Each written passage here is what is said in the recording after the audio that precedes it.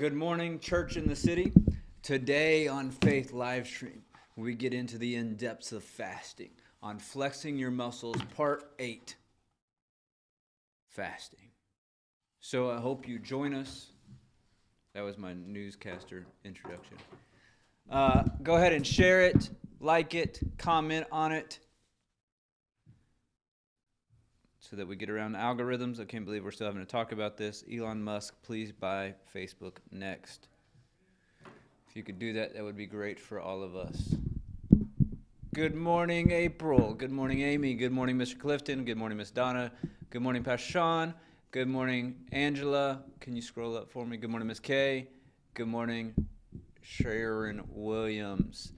If you have just joined us, please share it. Please let me know that you are watching so I can say hello. And while people are still hopping on, we will go to our announcements real quick. Dun, dun, dun. Charge. Dun, dun, dun. Boom. This Sunday, all the people that this involves should have been contacted directly, but just to remind you, good morning, Katrina. Love you, love Jerome. Let him know I love him. January 22nd, this Sunday, department head meeting right after service in the room that has many names, the Founders Hall, the small auditorium, the multi-purpose room, and now the Spanish auditorium. So we will be in there. What do we have next? Water baptisms, February 12th. If you or someone you know need to sign up, you can email my wife, msacey@citcdallas.org for all the information on that. Covenant members class, January 15th, which was last Sunday, this Sunday, and the 29th at 9 a.m., again in the multi-purpose room, small auditorium, Spanish auditorium, Founders Hall. Don't mind all of our stomachs if you can hear them. Refreshed and ready to run, Scarlet Ladies Conference is February 2nd and 3rd, and the 4th. D groups will be starting February 5th. You will hear from 4 of them this Sunday, so you can sign up for those in the foyer. No, you're fine. Iglesia en la Ciudad, Spanish services, miércoles a las 7 p.m. You can email IELC@citcdallas.org if you have any questions about church in Espanol. City Young Adults Worship Night is January 28th at the Bowers House from 6 to 8 p.m. Prayer and outreach. We got a lot going on with outreach. So this Saturday is our normal third Saturday soul winning. But then on the 28th, we are doing soul winning in the morning and then a massive, say massive with me in the comments, outreach in the apartment complex. And we've gotten so much favor in there, guys. You raise your hand if you were at the last one, the last apartment outreach. It was a blast. Like, it was so much fun.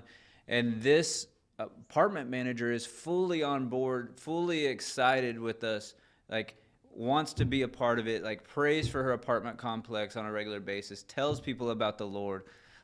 So good morning, Miss Dawn. So you want to be there on the 28th. Connect with Lucas and Marissa. They're running that. You can connect with Kristen. If you need to connect via email, you can either email bus@citcdallas.org or outreach@citcdallas.org. But you want to be a part of this. So be there. Connect with them. There will be one team going out at 10 a.m. that morning to soul win, knock on doors, tell people about the outreach, and then the outreach team will go out an hour or two later to set up, to get everything ready, and do the outreach. So we need all hands on deck for that one. Yes, everyone will meet here before going out there. Next. Evangelist Ankit Rambabu will be with us March 5th through 10th. Of this year. You don't want to miss that. They're in the middle of, I forget where in Florida, but they are having an outreach this week, and the place is just absolutely packed. You're already seeing miracles the first night, so you don't want to miss this. You'll want to bring anyone that needs a miracle.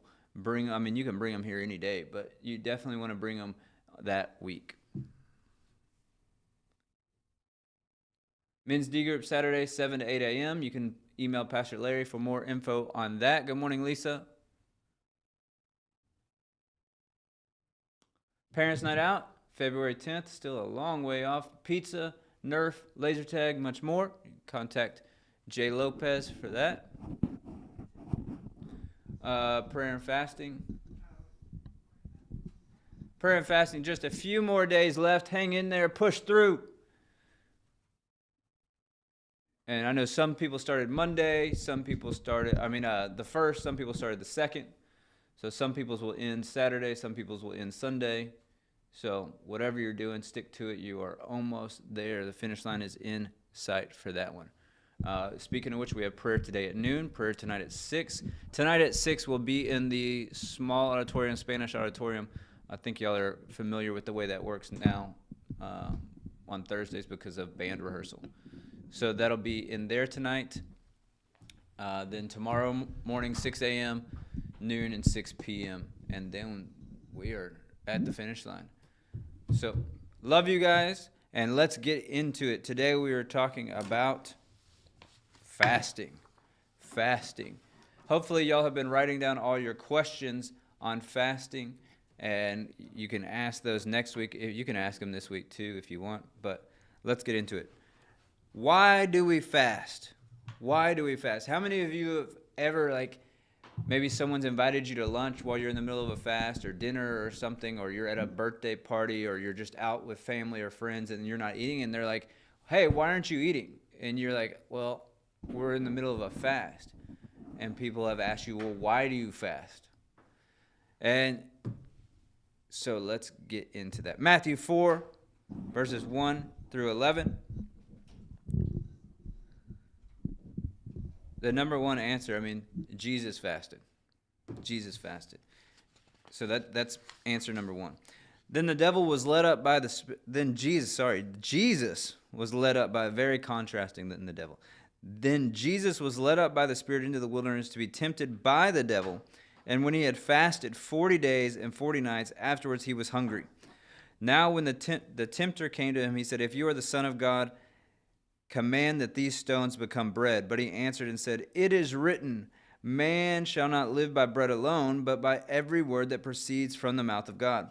Then the devil took him up into the holy city, set him on the pinnacle of the temple, and said to him, if you are the Son of God, throw yourself down. For it is written, he shall give his angels charge over you, and in their hands they shall bear you up, lest you dash your foot against a stone. So Jesus said to him, it is written again, you shall not tempt the Lord your God. Verse 8, again the devil took him up.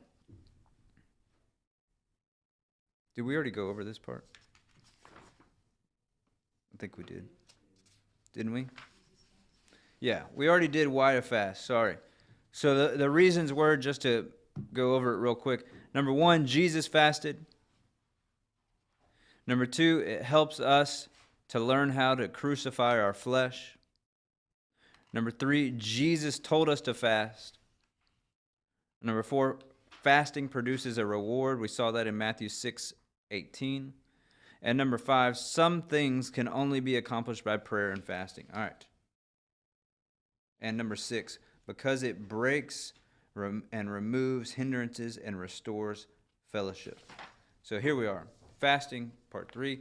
Fasting, yeah, you're right. Thank you, Angela. Elder Barbara.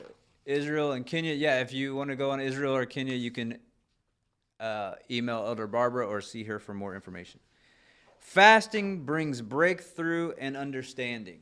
So fasting brings breakthrough and understanding. And we'll finish up fasting today.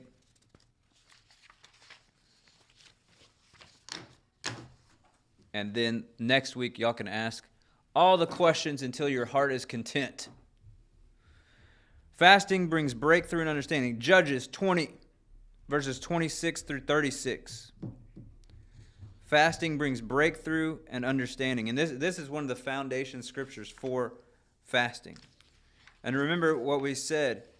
fasting, one of the foundations of fasting is to know what fasting is. The actual root word for fasting means to cover the mouth. That does not mean going without TV or social media. If you want to do those things in addition to fasting food, then that would be better. But that alone is not fasting.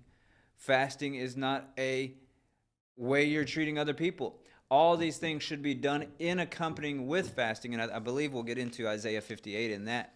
But fasting is to do without food. If you're not doing without food, whatever that may be, you can talk about the types of fasting, 6 to 6, to where you're not eating in that 12-hour window. You're eating one meal a day. You're doing liquids only. You're doing anything unsweet. So, I mean, like anything pleasant.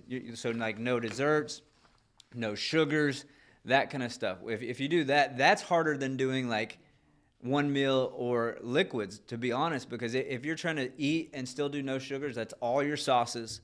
So, yeah, you can go to Chick-fil-A, but you can't have that Chick-fil-A sauce. You can't have that honey mustard. You can't have ketchup. If you're still doing a burger, you can't have any sauce on top of it. I mean, no sugar is hard, like really hard. So it's honestly easier to just, and less tempting, to just do either liquids or one meal a day or 6 to 6. All right, fasting brings breakthrough and understanding. I don't know why I went off on all that, but Judges 20, verse 26. Then all the Israelites went up to Bethel and wept in the presence of the Lord. So here you see Israel at war with Bethel. Went up to the presence of the Lord and fasted until evening. They also brought up burnt offerings and peace offerings to the Lord. The Israelites went up seeking direction from the Lord. In those days, the Ark of the Covenant of God was in Bethel, and Phinehas, son of Eleazar and grandson of Aaron, was the priest. The Israelites asked the Lord, should we fight against our relatives from Benjamin again, or should we stop? So here they had gone to war against Benjamin and had lost. Or against Benjamin, against the Benjamites, and lost.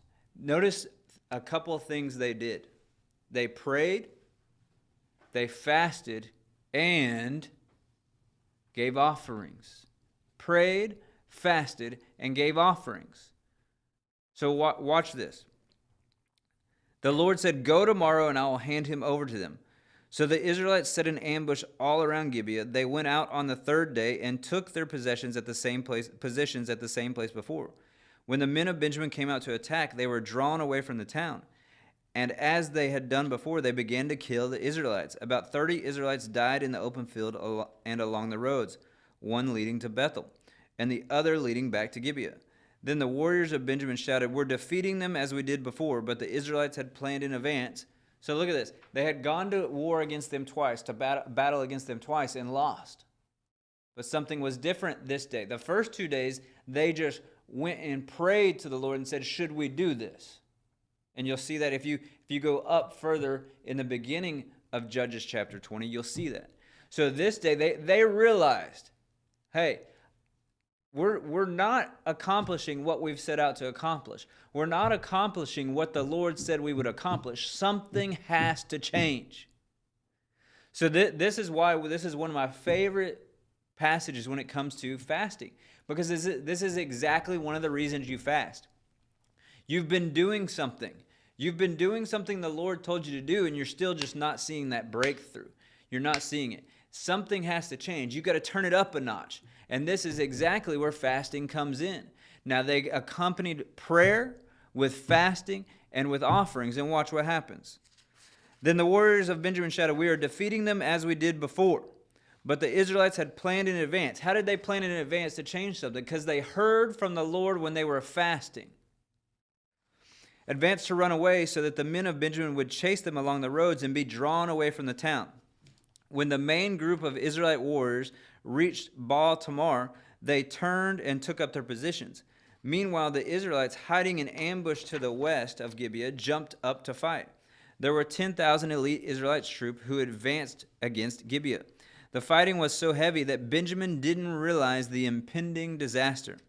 So the Lord helped Israel defeat Benjamin, and that day the Israelites killed 25,100 of Benjamin's warriors, all of whom were experienced swordsmen. The men of Benjamin saw that they were beaten. So what it took to get that victory was not just praying to the Lord. You saw they did that twice. The Lord gave them an answer.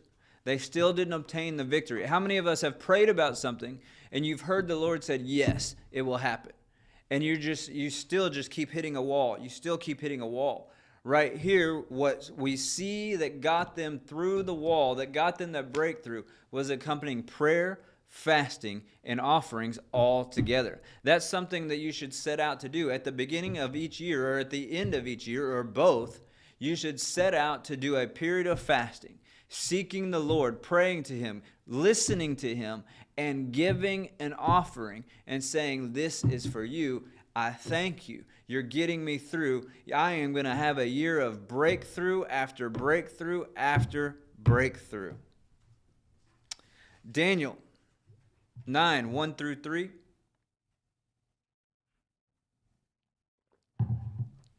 Daniel 9, 1 through 3.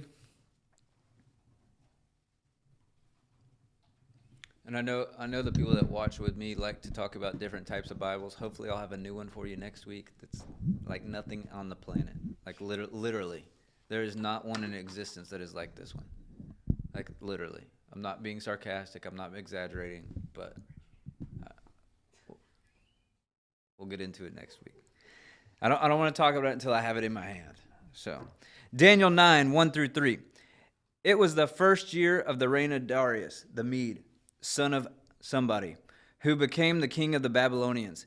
During the first year of his reign, I, Daniel, learned from reading the word of the Lord. Isn't it amazing? You want to learn something? Read the word of the Lord. He learned from reading the word of the Lord, as revealed to Jeremiah the prophet, that Jerusalem must lie desolate for 70 years. So I turned to the Lord God and pleaded with Him in prayer and fasting. So you can change the course of things by going to the Lord in prayer and fasting, pleading to the Lord. That right there is amazing, that you can catch the attention of God by prayer and fasting.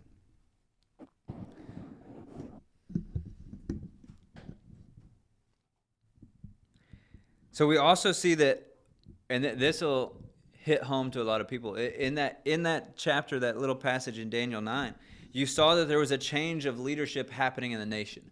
How many of us have ever seen a change of leadership in our nation and we're either really excited or really nervous? Like we were like, oh, this will be interesting. We're like, oh, this is amazing. So Daniel sought the word of the Lord, and through fasting, and what did he see? He saw a breakthrough. If you go and research that out and go to the end of Daniel chapter 9, you can see that he sent his angel Gabriel to give the answer to Daniel that he was seeking.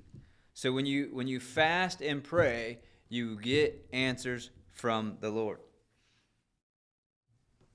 Fasting is what brings the breakthrough. Like, have you ever you feel like you're going around the same mountain again and again and again in life? Fasting is what brings that breakthrough. Fasting, I'm telling you, like, when I actually got a hold of fasting, like I thought I was fasting in Bible school, but that really wasn't fasting. It was like very mediocre fasting. But when you actually jump full into fasting, I don't even know how to explain it. Those of you that have done it and are doing it, you know what I'm talking about. You just feel like invigorated. You feel like this new power, like this. You feel like, okay, I can hear from God. Okay, I can carry out what He's doing. Like, it's like this, there's a different connection. Like, there's this whole, like, you just feel like a different person. Your year feels different. Like, once you get into a lifestyle of fasting, and I'm going to shoot at some cows real quick. When I say lifestyle fasting, because there's some people that have preached a lifestyle of fasting. Oh, I fasted Cokes my whole life. No, you just stopped drinking them. That's not, it's not fasting. And there's other people, well, according to these books that aren't in the Bible, but they were written by Paul. Like, look, if it's not in the Bible, you can't make doctrine out of it. Just straight up. You can't do that. The word says not to add one jot, not to add one tittle. It actually calls that you will be accursed if you do that. But I'll stay away from that. But you have to do according to the word. But when I say a lifestyle of fasting, I'm saying when the Lord tells you to fast, when you as a corporate body are coming together as a fasting, and you do it and you see it through, and that becomes a lifestyle to you, to where a lot of Christians, you say, oh, we're going to fast. They're like, you're going to fast. I'm not going to fast. But whenever you're like, all right, I'm going to do it, Lord, and you step into it and you keep building, that's the other thing. Like, it's like a muscle, which is kind of one of the reasons I called this series Flexing Your Spiritual Muscles, is because whenever you start, okay, you'll do like 2 meals a day. I'm fasting breakfast. You don't eat breakfast anyway. If we're just real, right? Half the people that fast breakfast don't eat breakfast anyways, because most of society doesn't eat breakfast, which is the worst thing for your metabolism. I don't know why I'm not losing weight. Well, are you eating breakfast? No. Well, you need to start by eating protein in the morning to get your metabolism going. Anyways, that's a whole other thing. But you'll start out like that, or you'll start by cutting out sweets or different things. And then you just realize you're building, like you're only doing 1 meal a day. Then you realize that meal, like you're like, I'm going to challenge myself. That 1 meal is only going to be a soup or a salad. Okay, then I'm going to go to liquids only. Like, you just start building this muscle that gets stronger and stronger and stronger. And then you start doing like, okay, I'm going to go 3 days with nothing in the middle of it, which is intense, trust me. But the more you develop it, like it becomes easier, and then you get more challenged. And then it's like you build this thing, like to where you just have this, I don't really even know how to put it into words, but it's like you can just feel the anointing on you and operating in it, and like you feel anointed to do whatever the task is. And it's like communication with God is just easier, more clear. You can hear things more clearly, and it's just something that you have to do. It is what those walls you've been coming up against, it's what will finally just knock them down once and for all. So whatever you are seeking breakthrough for, it's in fasting. All right, next part. Fasting breaks off bondages and burdens. Bondages and burdens. What about, let's just be real here for a second. How many of us have ever had something, and some of you may still have it. You don't have to raise your hand. This isn't an altar call. But maybe you have something, and I'm not talking about like hidden sin. I'm not talking about you're out committing adultery or murdering people that we don't know about. But maybe you have an issue with anger to where you're fine most of the time, but then all of a sudden you have outbursts of wrath. Maybe you have a history of lying and you've been trying to deal with it, but all of a sudden like it happens in chunks or something. Something like that. Or gluttony. I won't tell the story about gluttony that's happened recently, but not to me, but to a friend. But maybe you have a problem where you just stuff yourself, whatever it may be. How many of us have had those issues at some point in life, or have those issues to where we're like, man, I thought I got over that. Man, I thought I was done with that. That's called a bondage. That's called a weight, something that weighs you down, that keeps you from fulfilling everything that God has for you. Isaiah 58, verse 6, and we'll probably read a lot of this chapter. I actually read this yesterday, I believe.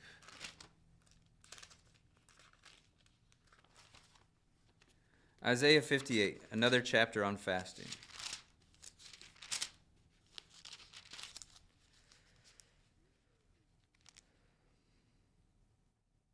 All right, well, we're going to read from 1 because it's kind of comparing the attitude of your heart while fasting. Shout with the voice of a trumpet blast. Shout out loud. Don't be timid. Tell my people Israel of their sins. So this is God speaking to the prophet Isaiah, telling the prophet Isaiah to call people out. Yet they act so pious. They come to the temple every day and seem delighted to learn all about me. They act like a righteous nation that would never abandon the laws of its God. So have you ever come to church, acted all interested, acted like fully on board? Maybe you know someone that's like this. Don't point fingers. They can't see you right now anyways. Then it goes on. They ask me to take action on their behalf, pretending they want to be near me. They have even said this. Have you ever prayed this to the Lord? We have even fasted before you, they say. Why aren't you impressed? Maybe you're not seeing the things that you want to see. And you go, Lord, I even fasted. Why aren't you answering me? Are you not impressed with what I've done? Am I not good enough? Whatever. We have been very hard on ourselves, and you don't even notice it.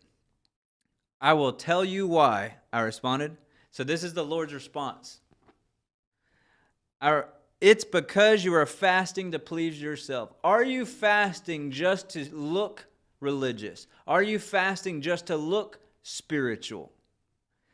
Even while you fast, you keep oppressing your workers. So you're fasting to get closer to God, to be more like God, to be a better Christian. But are you still treating the people you work with like absolute dog poop? Are you still being rude to them? Are you still having a bad attitude? What good is fasting when you keep fighting and quarreling? So you're fasting, but you're fighting with your spouse or your kids. What good is that? This kind of fasting will never get you anywhere with me. You humble yourselves by going through the motions of penance, bowing your heads like reeds bending in the wind. You dress up in burlap and cover yourselves with ashes. Is this what you call fasting? Do you really think this will please the Lord? Verse 6, no, this is the kind of fasting I want. Free those who are wrongly imprisoned. Lighten the burden of those who work for you. Let the oppressed go free and remove the chains that bind people. So that right there, I want to be careful, but I'm just going to preach what the word says. That right there is not just fasting. That's what should go along with fasting, is what he's saying. Instead of being rude, instead of doing it to look good, you should be doing those things while you're fasting. What does that mean? Well, go look at the basic things in the New Testament that tell us what to do as Christians. Laying hands on the sick, setting the captive free. Those are things you should be doing. Just because you're fasting doesn't mean you shut down the ministry that God has called you to. And I'm not talking ministers. I am talking every Christian. You still operate the way God told you to on a daily basis. You don't just shut down and lock yourself in your house because you're fasting. Share your food with the hungry and give shelter to the homeless. Give clothes to those who need them, and do not hide from relatives who help you. So you can share food with people while you're fasting, which makes it easy because you're not eating it. You can give it to people. Then your salvation will come like the dawn. So this is what it's saying. If you fast with the right attitude, if you are humble, all of these things are talking about humility. All these things are talking about how to treat other people. It's kind of like when Pastor Ryan's been talking about prayer. Do those prayers concern me? They're all we, right? They're talking about a group of people. That's not self-centered. It's not self-focused. Right here, this talks about how to treat other people. It says, then. So while you're fasting and you're doing it with the right attitude, then your salvation will come like the dawn. Your wounds will quickly heal. So if you're fasting with the right attitude, you can also call upon the Lord for your wounds to quickly heal. Your godliness will lead you forward, and the glory of the Lord will protect you from behind. So he's going before you, and he's behind you, protecting your rear end. Then you will call on the Lord, and I will answer. And the Lord will answer, yes, I am here. He will quickly reply. That's another thing that we just talked about in Judges 20. When you're fasting and praying, you hear the voice of the Lord more clearly. You hear him quicker. Because you have crucified the flesh, you have turned off all fleshly desire. That's what fasting is for, is to crucify the flesh. Let me ask you this. If I'm crucifying the flesh, I'm putting out all worldly inputs, wouldn't it be easier to hear from the Lord? It's just like this. If someone's trying to hear me now, but there's 30 people in between us, isn't it easier to hear me if they clear out all those 30 people? That's the same with fasting. You have crucified all the fleshly inputs. That's exactly why, like maybe for whatever season you're in TV, while you're fasting, cut it out. Any secular inputs, whether that's anything you read, whether that's social media, whether that's music, whatever. Go do it along with fasting because you're cutting off all those fleshly inputs. But you can't do it alone. That's part of it. Then you will hear quickly from him. Remove the heavy yoke of oppression. Stop pointing your fingers and spreading vicious rumors. Feed the hungry and help those in trouble. Then your light will shine from the darkness, and the darkness around you will be as bright as noonday. So if you're doing all these things, even though the darkness of the world is around you, because you're living righteously and doing the things the Lord has told you to do, it will seem as if it's noon. It'll be so bright as if the sun is shining, because the lightness coming through you, the lightness of the Lord and the kingdom of light coming through you shines up everything around you. The Lord will guide you continually, giving you water when you are dry and restoring your strength. I don't know about you, but when I've been doing liquids only, or days when there's nothing, that I'm not taking in anything other than water, there are days I need Him to renew my strength. We were at an event for Brooklyn that we thought was going to be 2 hours and ended up being 12 hours, right in the middle of the fast. And I was like feeling loopy.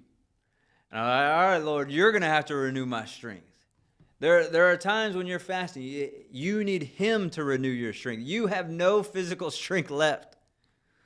You will be like a well-watered garden, like an ever-flowing spring. Some of you will rebuild the desert ruins of your city. Then you will be known as a rebuilder of walls, a restorer of homes. Keep the Sabbath day holy. Don't pursue your own interests on that day, but enjoy the Sabbath, and speak of it with delight as the Lord's holy day. Honor the Sabbath in everything you do on that day. Don't follow your own desires or talk idly. Then the Lord will be your delight. I will give you great honor and satisfy you with the inheritance I have promised to your ancestor Jacob. I, the Lord, have spoken.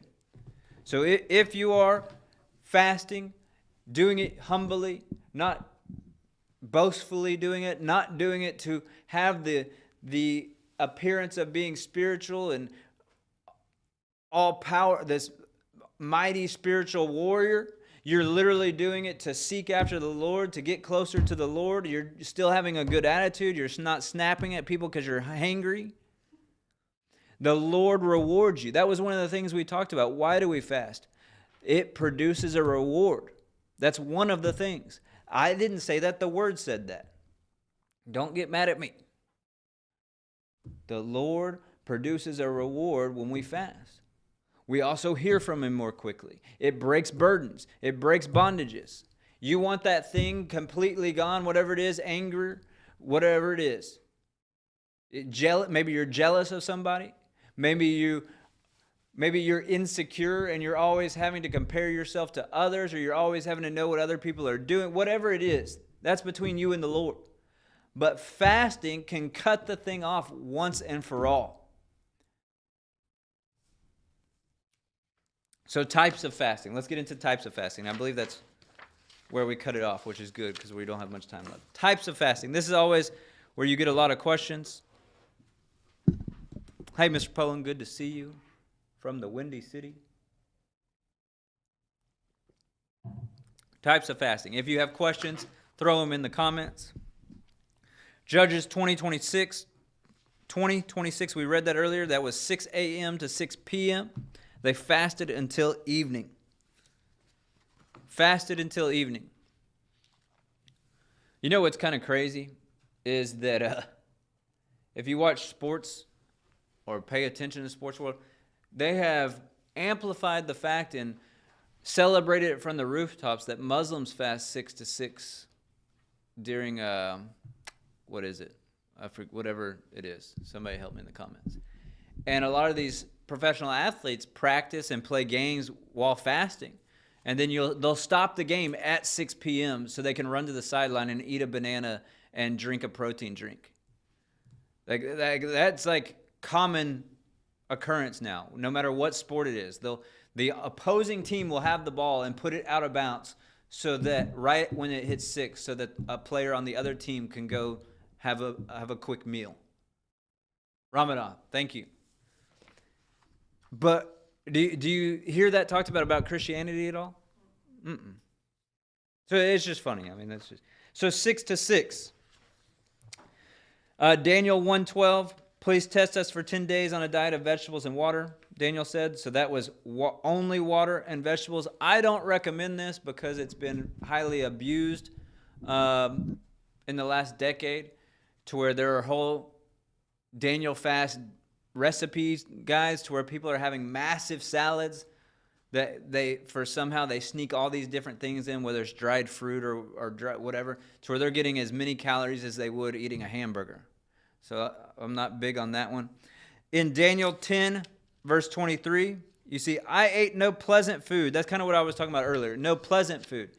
So if you are eating a salad, no dressings on it. If you're not eating, you're just eating bland food is what I'm saying. Like I like flavorful food. I like Mexican food. I like Indian food. I like Greek food. All these things that have bold flavors. No pleasant food. That should be something no matter what fast you're doing. No pleasant food. I don't care if you're doing 6 to 6. Fine. Do no pleasant food. No. And the hardest part about that is Cokes, sweet teas, like I talked about earlier, sauces, no sauces. That should be, anytime you're fasting, it should be no pleasant food. So Daniel, it says, I ate no pleasant food, no meat or wine came into my mouth, nor did I anoint myself at all till 3 weeks, whole weeks are fulfilled. So 21 days. And right there, wine back then was just a drink basically to clean water, because water wasn't safe then. So whatever, we're not getting into that. So if you want to do that, he was basically doing water was the only liquid he was doing, the only beverage he was doing the whole 3 weeks. So not even juice. Then you see so we did what? 6 to 6. We did water and vegetables only. Now you see no pleasant food for 21 days, he said. No pleasant food. Esther, in Esther 4:15, you see a 3-day complete fast. 3-day complete fast.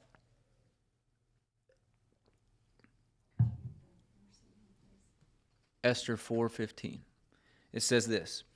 Go gather all the Jews who are present in Shushan and fast for me. Neither eat nor drink for 3 days, night or day. So that was a dry fast for 3 days. No water, no food.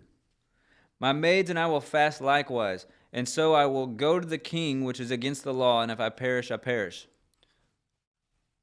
So that right there opened a door for Esther and had favor with the king. So in Exodus 34, verse 28, Exodus 34:28, you see Moses did 40 days.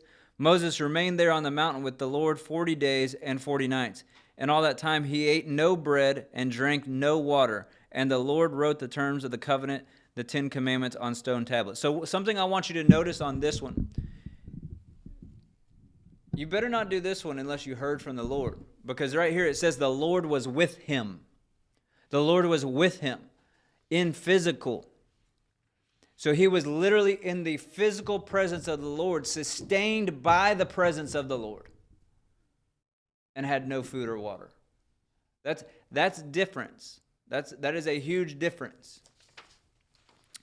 Luke 4:1-2, you see Jesus fasted 40 days. Then Jesus, being filled with the Holy Spirit, returned from the Jordan and was led by the Spirit into the wilderness, being tempted for 40 days by the devil. And in those days he ate nothing, and afterwards, when he had ended, he was hungry. But also that tells us, in that, if you study out all the different references of that, it says he was ministered to by angels. So again, 40 days. All right. So we see through those that there are many biblical examples of fasting. Each one has to do with abstaining from food. Certain types of food, periods of time throughout the day, or no food at all. At all. So we can see there are periods where they did 12 hours. We saw that, right, in the 6 to 6. So you could do periods of time. And here's the danger, though. Here's the danger, and I've even heard some people here at this church saying this time, is, oh, I'm just doing intermittent fasting. Okay, here's the danger with that. Intermittent fasting has become a non-biblical thing. It's become a fad. It's become just a health and fitness thing. So you have to, so that would basically be the same as a Daniel fast, where the world has taken parts of it and perverted it and twisted it to where you're just accommodating and lining up with what the world is doing. So that defeats the whole point of a fast. Plus, intermittent fasting, you're basically eating. I mean, you're eating and I'm going to do it in sections where I'm not eating for 6 hours. Okay, most of us go periods of 6 hours without eating anyways. Plus, half the time you're sleeping. So, like, that's my issue with intermittent fasting as trying to do a biblical fast, trying to hear from the Lord and get closer to the Lord. Does that make sense? But you can do, like, say you're doing 12 to 12. You can extend that. Like, Pastor Ryan was joking one Sunday morning and said, hey, if I'm up before 6, I can go ahead and eat. Yeah, you can. But you can also challenge yourself and say, hey, I'm going to go 16 hours. Because a lot of people will do, okay, once 6 o'clock hits, it's like, oh, good, I get to eat from now till the time I get to go to bed. And it's just like, and you get the same amount of calories you would have in a normal day. So then are you actually fasting? That's kind of my danger with, not my danger, but I'm saying the danger with some of those things is, again, you can do it the right way. There are ways, but then it's also a danger that you can fall into different things to where you just have the same amount of calories. And fasting is crucifying the flesh. So let me ask you this. Are you actually crucifying the flesh? Because this is one of the things I had, and this is why I don't really do 6 to 6 anymore. Because, like, when I first started doing it, I would notice as soon as 6 o'clock, like, I would have stuff in the oven. That way I could pull it out at 6:01. That way I'm eating after 6. And I would eat a massive meal. Am I actually crucifying my flesh if once 6 o'clock hits that I'm just consuming everything I see? No, I'm actually then giving into my flesh, right? So that's why, like, for me, 6 to 6 is, I did it at first, and now I don't do it anymore. If I'm doing one meal a day, maybe I'll have it for lunch, maybe I'll have it for dinner, maybe I'll have it for breakfast. But I do that so that, like, I'm not consuming just a massive amount of calories. It's easier on yourself to say, I'm having one meal a day. Because then you don't allow yourself to get into the fleshly of, oh, I'm hungry now and it's after 6. If you limit yourself to one meal a day, then you're not snacking after 6. You're not having a second meal. You're not doing all of that. Y'all do what the Lord's telling you to do. I'm speaking from my own experience. We see Daniel, he had water and vegetables only. Again, we've already talked about that. The big thing with that is don't have, your popcorn bowl is usually the biggest bowl in your house, right? Am I right? Or the massive mixing bowl, like when you're making brownies. Don't have a salad that size and say you're on the Daniel fast, is what I'm getting to. You can choose not to eat carbs, meats, vegetables, whatever. How you choose to fast is between you and the Lord. But don't just, if you're like, man, like if you say I'm doing no bread, realize what that means. We're in Texas, right? No tortillas, no tortilla chips, like no hamburgers because that's a bun. No sandwiches. Like, don't cut yourself short. Like, if you're fasting and you actually want the benefits of fasting and you want to grow closer to the Lord, why would you cut yourself short?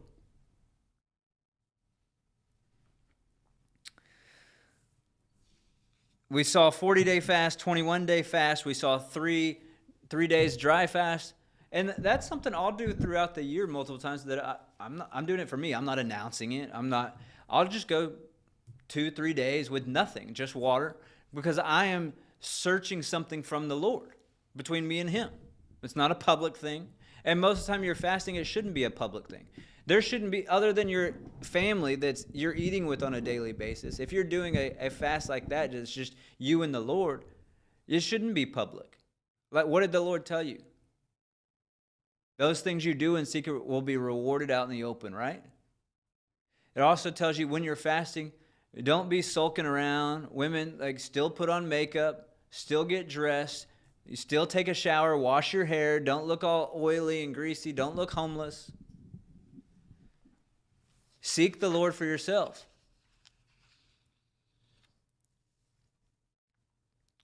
So the main principle about fasting is seeking the Lord. one thing that I kind of did a message on at one point that I won't really get into as I wind this down, though, and I don't know why the Lord has me talk about workout references so much, because I don't know that it applies to the audience I'm speaking to. But for me, like this really hit home with me whenever the Lord spoke it to me. Fasting is the pre-workout to faith. Fasting is the pre-workout to faith. If you're someone that goes to the gym, if you work out, you know there's days you're tired, or you know there's days you want to lift real heavy. You know there's days you want to lift long. So maybe your normal workout's 30 minutes, but you want to lift an hour today. You really want to push yourself. For some people, I'm one of those people. I like pre-workout. And I have narrowed it down. Those of you that aren't familiar with pre-workout probably have only heard of the few, like Jacked 3D, that got banned. There were a few that got banned because it literally felt like you were taking crack. Not that I've taken crack, but this is how I would assume you would feel. Like your heart's jumping out of your chest. Like you're like jittering. You're cleaning everything. You're lifting everything. But you like feel like you're about to die. So, but I have narrowed it down to where there's one or two brands that I know that I'll do that aren't like that at all. They're actually clean. And again, we won't get into that, but they're clean. They don't have that much caffeine. But a lot of it is focus. It helps you focus. It helps you, those sets you're feeling exhausted, it helps you push through. And that's kind of the way fasting is for our faith. If you fast throughout the year in different times, when a trial comes or your faith is tested, those prayers you prayed while fasting, that time you were seeking the Lord, that time you were getting deeper into the Word, because here's another thing. When I'm fasting, it's like everything I read in the Word is just like revelation, revelation, revelation, revelation. I've read it many of times. But it's like I get so much more revelation while I'm fasting because there's no flesh. Those fleshly inputs we talked about aren't coming in. And I'm not talking about sin. I'm literally just talking about things of the flesh.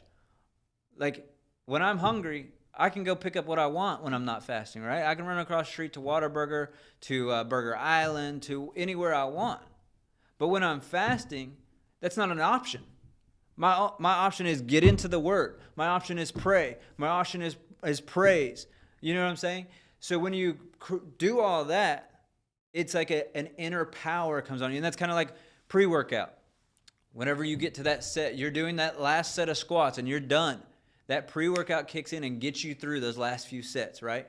And it's the same with fasting.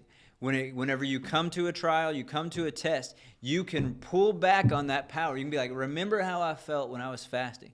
I have that power on the inside of me still. And it's like it gets you through. It pumps up your faith. You know exactly that you can hear from the Lord. You know you can rely on that revelation you got from the Word when fasting. So for me, it is the pre-workout to fasting. I don't know if that makes sense to anyone else, but it makes sense to me.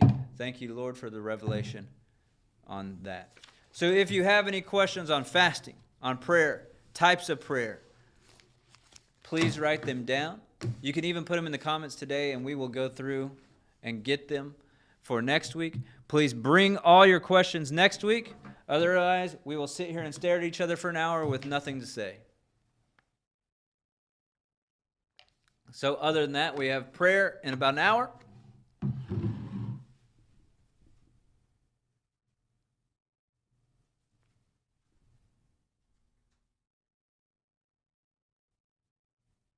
Sorry, I'm just reading some comments. So, if you have any questions, if you have any comments as far as fasting, make sure you bring all those next week. If you get them between now and then, just put them in your notes in your phone, write them down on a piece of paper so that next week you can put them in the comments. See, now we got people talking about pre-workout. Like, I'm not a big C4 fan. First Form is the brand I use.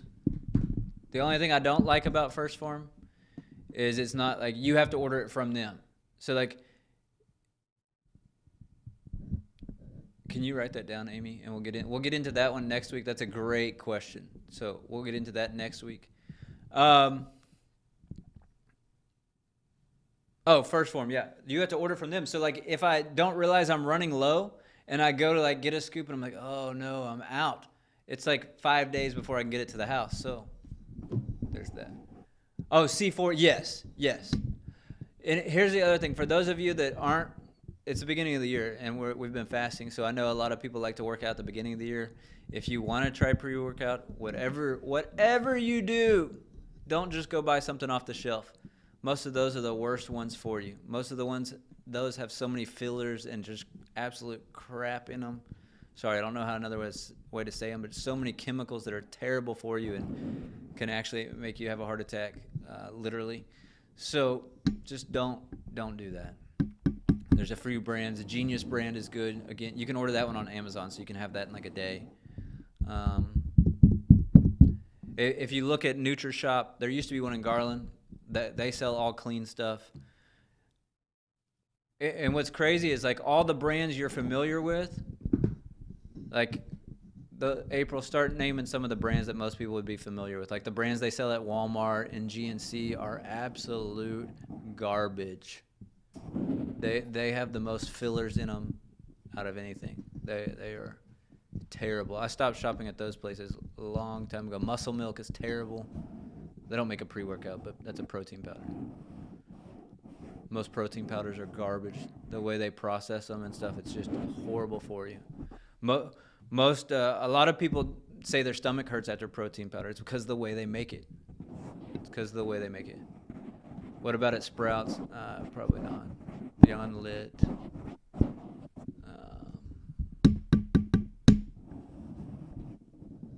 C4 is a big one. That's one that most people know, have seen. But anyways, that's my teaching. We can talk about all that next week. Bucked Up, yeah, that's a hot one right now. Their stuff isn't the worst, but it's not one I would. I've sampled a lot of stuff. We're getting way off topic now.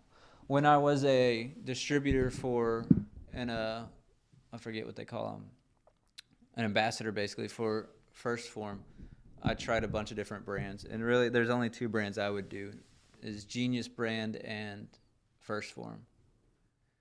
And Genius is on Amazon. First Form, it's the number 4. It's weird. The number 1, STPHORM. That's the only way you find it. If you Google it like that, you won't find it. PHORM. Yeah. Is that one available on Amazon? No, you have to go directly to their website. Oh, you just said that. Sorry. No, you're fine. But anyways, I don't know why we're talking about pre-workout. Well, I mean, I do, but First Form has everything. I mean, they have everything. They have greens powders. They have reds powders. They have their greens powder is the best I've ever had, and I have tried hundreds of different kinds, and I'm not exaggerating. If you're not used to greens powder, you'll still probably struggle with it a little bit, but like if you've ever tried greens powder, First Forms is by far the easiest to drink. No. So here's the thing about First Form and pre-workouts. They actually have 3 different types. That's the other thing. I forget the ingredient that makes you itchy. What's funny is I have the pure ingredient that makes you itchy, and my son and all his friends, when they were in their big thing of working out, one of his friends wanted to try it and had like a full scoop. Like one tiny, like a few specks of it makes you itchy. I forget the actual, I'll find it at home. I have it, the pure form. First Form doesn't make you itchy at all. So a lot of pre-workouts are itchy because they have this one element, this one ingredient. Man, I cannot remember it. That it's on the tip of my tongue. Anyways, that really gets you pumped up, but it's terrible for your skin. Like terrible. Like it is literally trying to come out the pores, and so it just makes you itch and turn bright red to the point where I would have to go shower literally to get it off my skin. And so First Form has 3 types. They have one with caffeine, which is megawatt. You don't have to type all this in. Which is the one I normally do. Beta-alanine, yes, thank you. And I had the alanine part. They have that one, which doesn't really have very much at all, not even to where you can feel it, the beta-alanine. They have one that is just nootropics, which is just mind-focused stuff, to where it's literally just a focus. Like if you're doing a long workout, then you want that one. Then they have one called Alpha Surge, which is just like, no, sorry, Alpha Surge is that one. Then they have another one that is just like, which means nothing to most people. Like It's more of nitrous to where like if you want to, like if you're doing arms and you want to see a pump in your arms, it's that. Anyways, my mom said the greens powder. Yeah, if you want to try it, my mom has like 80 cases in her house, so you can ask her for a case. She will gladly give you a case of that. Any other questions on supplements while we're talking about it? Because thoughts on JYMs? I don't know what that means. It makes me think of peanut butter and jelly sandwiches for some reason.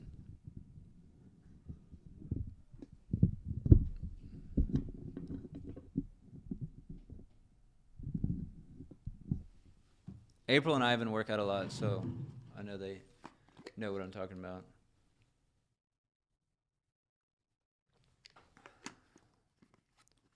Don't buy. The only brand I would buy on Amazon is Genius, and I tested a lot of their stuff for them too. But that's the only supplements I would buy off of Amazon.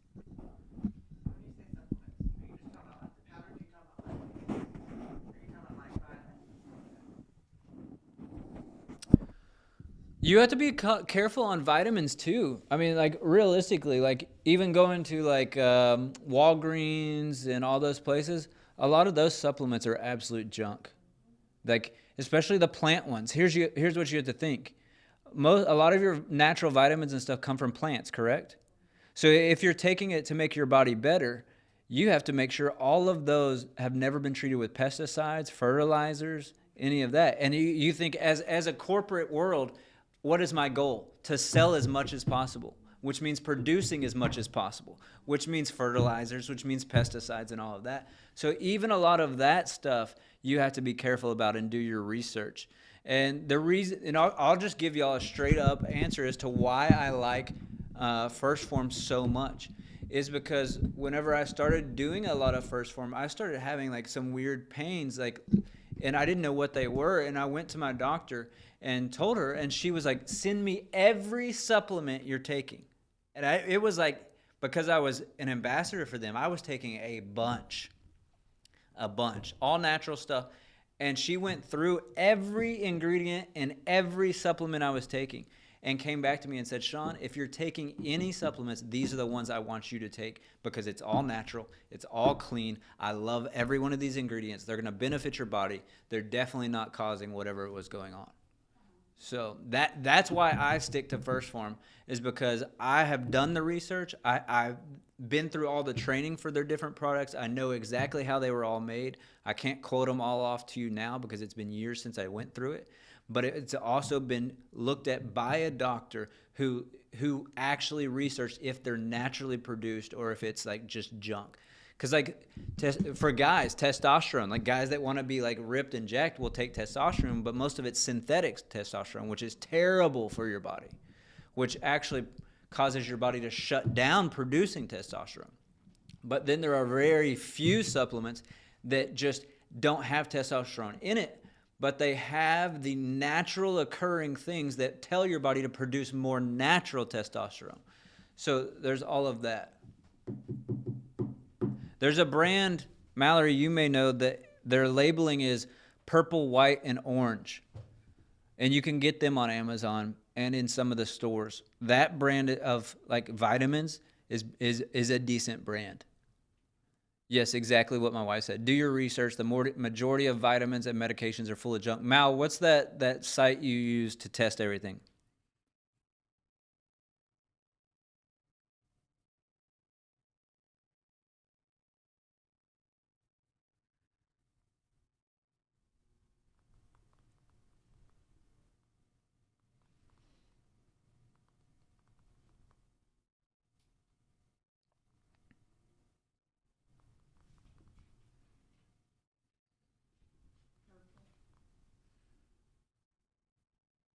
No, what's the website you use? Is that it? I thought it was like something else. And I'm looking up that brand that I'm talking about now.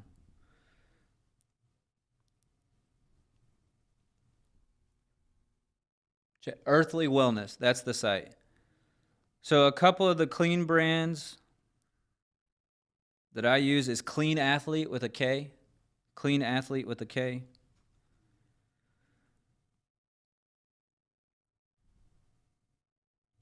Nutricost, Nutricost. And then Now. Now is the one I was talking about that's purple, orange, and white. NOW. Those are really the only brands of vitamins and stuff that I try to take. I'm sure there's other good ones, but those are the ones I've researched. So here, April, that brings up a great point. Liquid vitamins are the best way to go. I'll tell you why I stay away from some liquids, and this is a me personal thing. Most liquids use alcohol as a preservative, even natural ones, because it's a natural occurring preservative. Because I was an alcoholic and I've been set free, I stay away from it because one time I took wellness formula. Type that in there. Wellness formula is something all of you need to be on. It's just it just helps with your immune system. All natural occurring stuff. Wellness formula, you can get it at Rockwall Nutrition. You can order it on Amazon. I took the liquid one, and I didn't realize it had such a high percentage of alcohol in it to preserve it that it made me horribly sick. So I stay away from. That's the only reason I stay away from a lot of liquid vitamins. There are some I can take that don't use alcohol, like vitamin B supplements. Liquid is a great way to go. They don't use a lot of alcohol. But wellness formula is something everyone should be on. It's one of those things like it helps you. I mean, in the natural side, it helps you from getting sick. It's one of those things like it's just great for your immune system. It's excellent. Well, I guess that's it. If you have any more questions, if you think of anything once we get off, just write it down and we'll go through it next time. I don't know how we ended up getting into all of that, but it is okay. I don't profess to be a medical and supplement expert. These are just my opinions. I am not a doctor. I'm just, y'all ask questions. I'm giving my opinions. Make that very clear. They are my opinions. Would I say they're educated opinions? Very much so. With a lot of my family in the medical industry, with having worked out quite a bit, having been ambassadors for different brands. Some I wouldn't even mention because their stuff is garbage. But they are opinions. There's not the word. So, yeah. Well, love you guys. Thanks for getting me way off topic. But it's okay. You have questions. So next time we'll talk about questions that are on topic. And we'll see you at prayer here in a little bit. Love you guys. Have a great day.